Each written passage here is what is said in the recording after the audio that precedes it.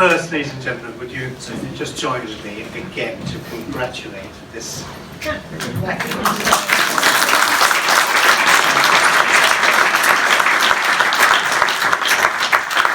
I've just been told to shut up. So, ladies and gentlemen, this is your scene. Please, any questions? There may be none, but if you just put a hand up and shout out your question, that'd be lovely. No. Yes. How did you all become selected to take part in the film? Right. Let me pass this to how were you selected? Well, I had a father who didn't really want me to act. He was on the stage. Well, he was on the stage himself, and he didn't want to see his daughters on the stage. And we had a very friendly casting director called Maureen Risco, and she always wanted me to do commercials, and my father always said no. And in the end, there was this film, and this film, I don't know whether you remember, Hayley Mills. Yes. Well, it was written for Hayley Mills. The script was written for Hayley Mills, but she was too old to do it, and so they had to cast to see whether they could find another Emily. And I saw the casting director, and the casting director said, yes, I think it would be I think the director would be very interested to see Deborah.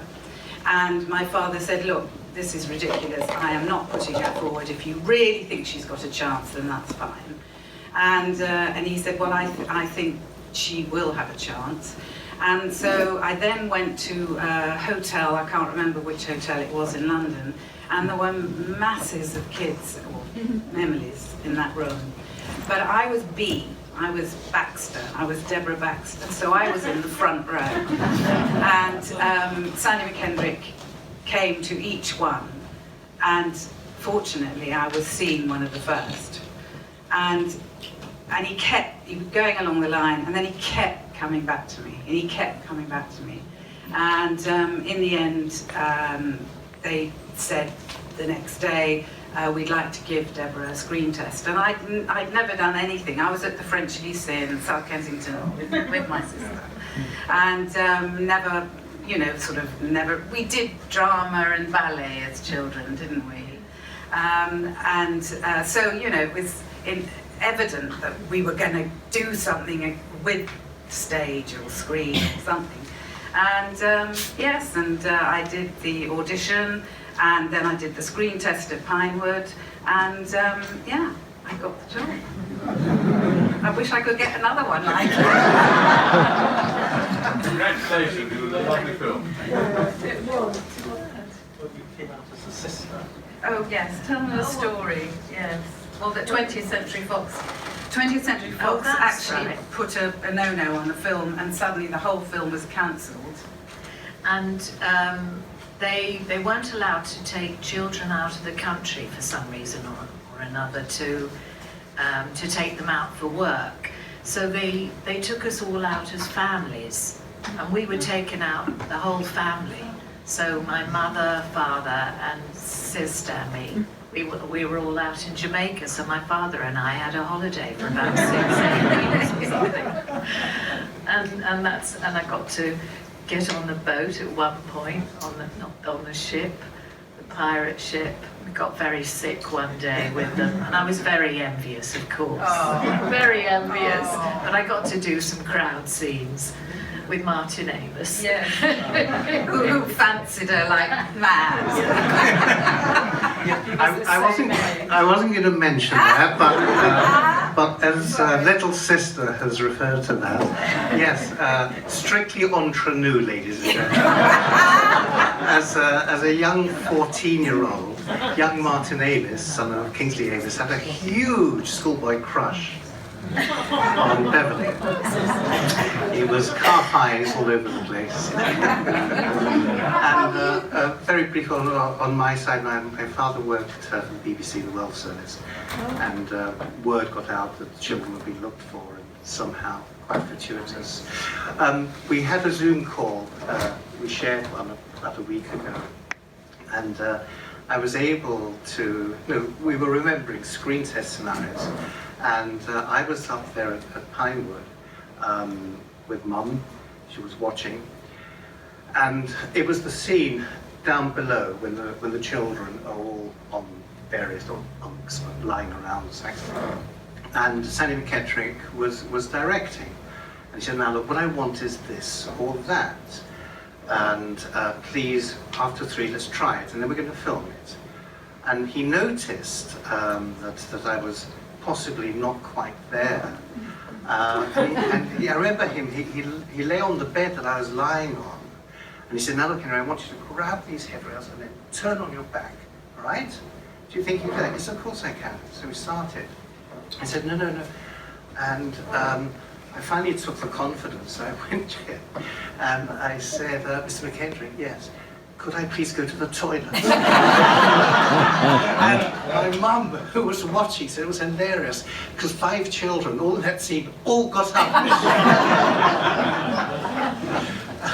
Another question? Yes. The rapport between you, Coburn, and Quinn was fantastic.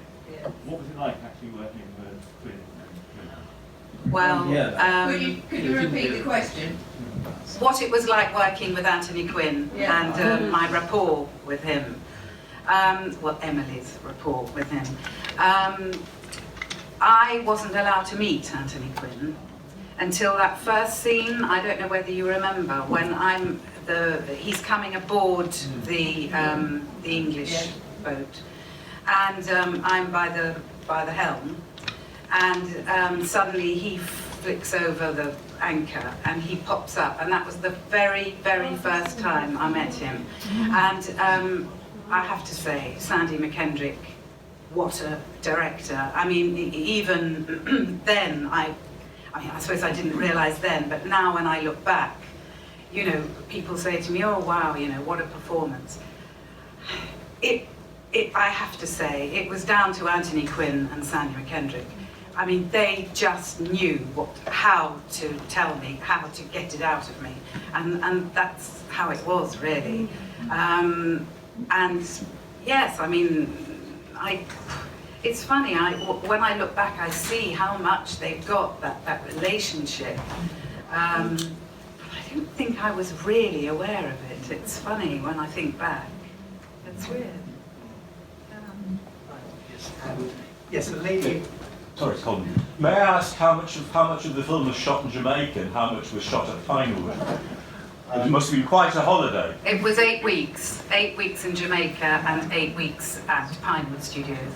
And then we had to dub the whole film because the sound, I think there was too much oversound on all the sound in Jamaica because of the generators on the boat. And so we had to post-sync all the, well I did, I don't know whether you did too. In Elstree Studios we post-synced the lot. And some of the kids were dubbed. Mm. Yeah. I was dubbed. Did you read the book before you made the film? No, I didn't, but apparently I was horrid in the book.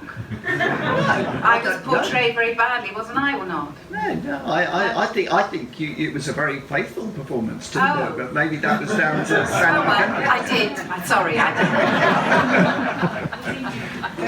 Out of interest, could I ask you, how many of you, thank you, how many of you have read Richard Hughes' novel, Patrick has? Yes, it's Well, now. It is an extraordinary book. I tried to read it as rather when I was a youngster. I forget this after about 20 pages. But actually, it was during my time here I reread it, and it is extraordinary as an analysis of child psychology. My goodness, what a book! It really is. Right. Sorry, there was somebody. Yes. Henry, you seem to have a very excellent Spanish English in the film. Where did that come from? That was entirely dubbed. It was thought that the voice I speak with just didn't match a Creole boy, and so they dubbed. I was going to say, you did it awfully well. Were you upset, Henry, when they dubbed you? Of course. How dare they ruin my performance? No, not as well. No. Okay, just maybe one more. Yes, thank you. Yes, one of the things, I read the book a long time ago, and the thing that struck me was looking at the perception from the child's point of view. What was important to the child was totally different from what was important to the adult. What was a tragedy for the child might be nothing for an adult, hardly notice, and yet what was nothing for the child was really serious. And it seemed to come across very well in the film. Good. Yes. As I say, I mean, Sandy McKedrick sadly not with us anymore. Well, who is except for us? No, very, very clever man. Very clever man. Yeah. Yeah, sad that he did Sammy on the Run. I don't know whether you saw that. And Sammy Going South. That's it. Whiskey Galore. Sorry? We did Whiskey Galore. Oh yes, of course. Yeah. Of course. Yes. Yes. We understand. I mean, this is later when one looks up things about the film, but there was, I understand, great tension between Fox and McKendrick, and some people have wondered whether that has clouded the perspective of the film. Fox they were jumpy about not references, but there's obviously an awareness of sexual abuse, certainly with the eldest daughter, and what is happening as we saw on screen. Nothing. It's kindness, and Fox wanted possibly more of an adventure, rambunctious family film. It was at a late stage that this film was awarded the A certificate, those of you who remember, A certificate because of murder scene. And Killer age 10. Killer age 10. And about 20 minutes was cut from the film. I mean, obviously Roger would know more about this. Too much film is shot anyway, you have to prune back.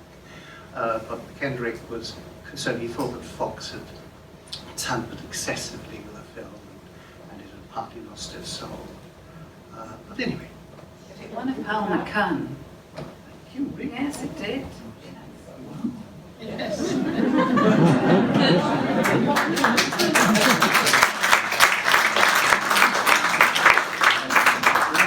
So I think then, where's Walter? Walter, Yeah, if there's no more questions, then we've got some drinks and nibbles just across there. So if everyone can come out here once we're done, go straight into the Jubilee Hall.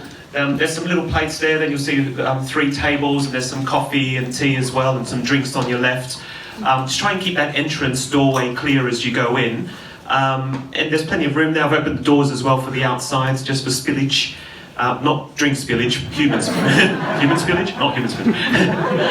Anyway, thank you very much for our stars.